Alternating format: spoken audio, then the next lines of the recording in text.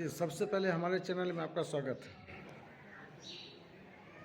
मैं मोहम्मद वसीम राजा, पूर्व जिला परिषद एवं जन स्वराज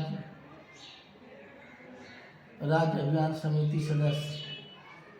मैं भी आपका और आपके चैनल का बहुत बहुत शुक्रिया अदा करता हूं कि आपने मुझे बोलने का मौका दिया है। आज जो है वसीम जी, एक मुद्दा बहुत ज़्यादा ही चर्चा में है और लोग जो है उसके विरोध में भी चल रहे हैं, जो वक्फ बोर्ड का मामला है। आज मुस्लिम समाज के अंदर देखा जा रहा है कि जुमे की नमाज में हो और सुनने में आ रहा है कि ईद की नमाज में भी लोग काला कपड़ा बांध के इसका विरोध करेंगे। इस पे आप क्या कहना चाहते हैं? क्या ये वक्फ बोर्ड का मामला सरकार सही कर रहा है या गलत कर रही है सरकार? ये सरकार हमारे माननीय प्रधानमंत्री नरेंद्र मोदी और उनके चापलूस हमारे बिहार के मुख्यमंत्री नीतीश कुमार ने वक्फ बिल जो हम लोग का प्रॉपर्टी है उस पर इन्होंने अपना हक जमाने का कोशिश किया, उसमें समर्थन देने का कोशिश किया। इसी को लेके हमारे इमाम शरिया के मौलाना लोग उनका मुखालफत की और उनके अफ्तार पार्टी में वहाँ के कोई भी मुसलमान जिम्मेदारान मुसलमान और उलमा इकराम उनका खिलाफ किया और उनके इफ्तार पार्टी में नहीं गया। इस वजह से उन्होंने अपने खुद न आकर हमारे कुछ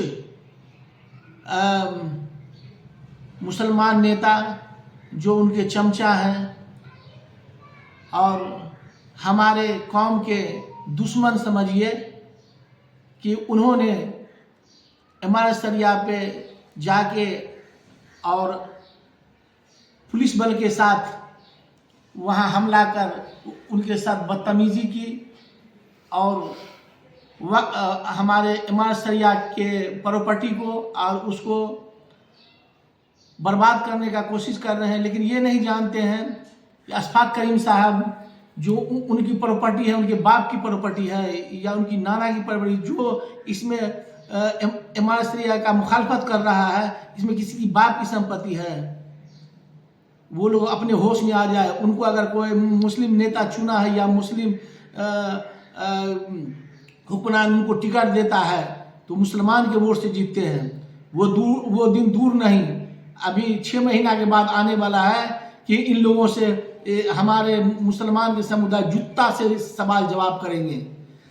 जो नापाक इरादा लेके हमारे वक्फ बोर्ड की संपत्ति को और मुसलमान की सारी संपत्ति को हड़पना चाहते हैं, उसका ये दलाली कर रहे हैं, उनका ये साथ दे रहे हैं। हम मांगेंगे अशफाक करीम से या इसमें जितना मुसलमान है कि हमारे बेटा का फ्री में एडमिशन कर देगा। अशफाक करीम भी जेल किया है अपने नापाकी हरकत में, उनकी यहाँ छापा मारा गया था और उनके पलंग से करोड़ रुपया निकला था और अब वो जेल गए थे। इसी डर से वो जदयू में चले गए। वो पहले लोजपा में थे। ये गिरगिट की तरह रंग बदल अपने प्रॉपर्टी को बचाने के लिए रंग बदले हैं, कई दल में गए हैं। यानी आपके कहने के एतबार से ये जो है अपनी संपत्ति बचाने के लिए जो है पार्टी बदल लिए हैं। हाँ, बराबर पार्टी बदलते हैं। इनको पटना के इनकी आवाज से छापेमारी कर करोड़ रुपया जब्त किया गया। इनकी प्रॉपर्टी है वहाँ मेडिकल कॉलेज है कटिहार, वहाँ कटिहार में मेडिकल कॉलेज है। उस मेडिकल कॉलेज पर हम अपना हक जताएंगे, जताने देगा? या किसी भी मुसलमान उस पर हक जताएगा, ये जताने देगा? इनको शर्म आना चाहिए। या इसमें जितने मुसलमान हैं, ये हमारा जो इमाम शरिया है पूरे भारत में है और ये किसी के एक आदमी के इससे नहीं चल रहा है। ये सारे मुसलमान भारत के उसमें ताउन कर रहे हैं, उसकी मदद कर रहे हैं, इससे वो चलता है। अगर वो पैसा वहाँ जमा रहता है, वहाँ कहीं बाढ़ आया कि किसी जिला में घर जल गया, बाढ़ आया या किसी को मुसीबत हुआ, वहाँ से उसकी मदद मिलती है। और इसको नाकाम करने के लिए ये लोग तुले हुए हैं। सरकार जब अपने आप को नहीं इस पर काबिज हो रहे हैं तो हमारे ही मुसलमान नेता को आगे करके ये काम करवाया जा रहा है। ये खैर मनावे कि ये रमजान का महीना है और सब छुट्टी में था, इनकी हालत वो होती बस से बदतर। जो लोग लाठी डंडा जूता से इनका इस्तेमाल करते। अच्छा, उन लोगों का कहना है कि जो वक्फ की संपत्ति है वो सरकारी प्रॉपर्टी है, तो ये वक्फ होता क्या है, ये आप थोड़ा डिटेल्स में बताएंगे? ये वक्फ होता है वो जैसे कि कोई भी बड़ा आदमी है जिसके पास काफ़ी ज़मीन है था उस समय उस वक्त, तो कुछ अपने प्रॉपर्टी को अल्लाह के राह में है ना दे दिया करते थे, उसी को कहते हैं वक्फ। वक्फुल अल्लाह होता है और एक तो होता है वक्फुल औलाद। ये तो उसको भी नहीं पता होगा। ये दोनों में अंतर क्या है? ये वक्फुल अल्लाह हुआ जो पूरा जितना प्रॉपर्टी वो अल्लाह के नाम से है, उसमें किसी का नहीं है। दुनिया में किसी का कोई नेता मंत्री कोर्ट दुनिया जहान किसी का नहीं है।